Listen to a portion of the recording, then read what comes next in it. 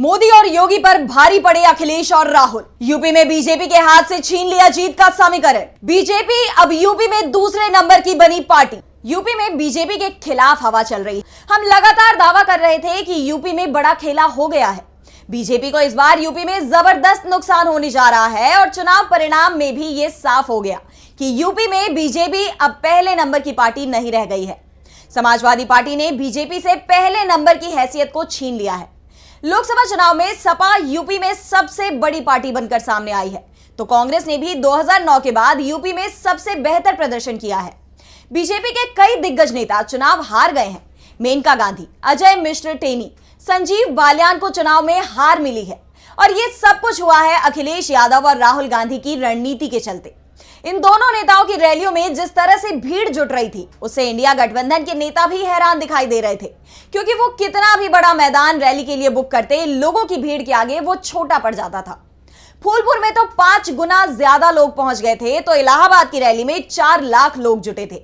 लोगों के इसी उत्साह ने साफ कर दिया था कि यूपी में इंडिया गठबंधन बीजेपी के साथ खेला करने जा रहा है।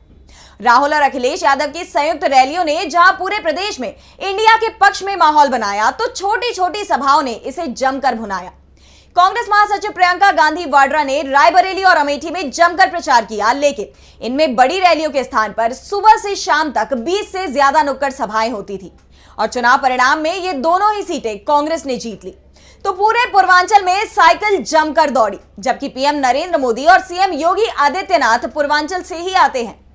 वाराणसी सीट पर भी पीएम मोदी मुश्किल से ही जीत पाए। वैसे तो जीत का अंतर 1.52 लाख वोटों का था, लेकिन जिस तरह के दावे किए जा रहे थे कि पीएम मोदी इस बार 8 लाख वोटों से जीतेंगे, वो पूरी तरह से फेल साबित हुए हैं।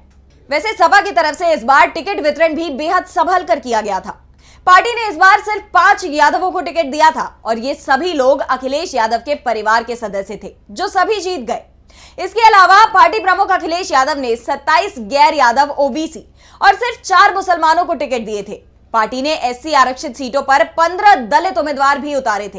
यानी सपा ने यूपी में 63 सीटों पर उम्मीदवार उतारे थे, उसमें पीडीए का पूरा ध्यान रखा था। सवर्ण सिर्फ 11 सीटों पर उतारे थे।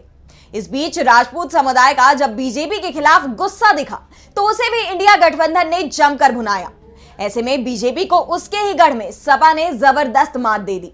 जिस तरह का समन्वय इस बार अखिलेश और राहुल के बीच में दिखाई दिया, उसे जीत का सबसे बड़ा कारण बताया जा रहा है।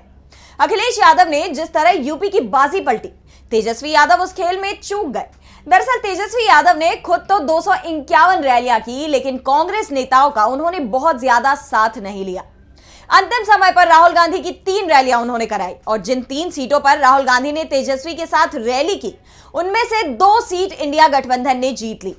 ऐसे में दावे किए जा रहे हैं कि अगर यूपी की तरह बिहार में भी राहुल और तेजस्वी यादव की संयुक्त रैलियां कराई जाती, तो जिस तरह का चुनाव परिणाम यूपी में आया है, उसी तरह का चुनाव परिणाम बिहार में भी देखने को मिलता।